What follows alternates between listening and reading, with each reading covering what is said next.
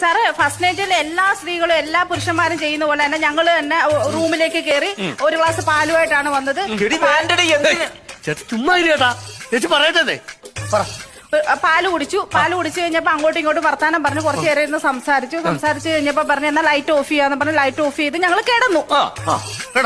ഒരു 3 മണിയായി കാണും സാറേ.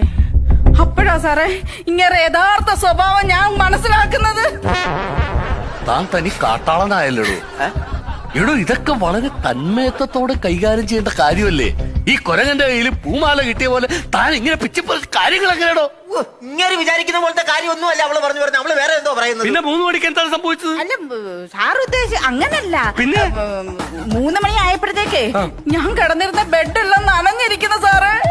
മഴ പെയ്തല്ലേ എടോ? ചോർന്നടിക്കുന്ന റൂമിലാണോ ഫസ്റ്റ് നൈറ്റ് ആഘോഷിക്കുന്നത്? എന്റെ സാറ് ചോർന്നടിക്കുന്ന റൂമൊന്നും അല്ല. ആ മനുഷ്യൻ കിടക്കെ കിടന്ന് മുള്ളു.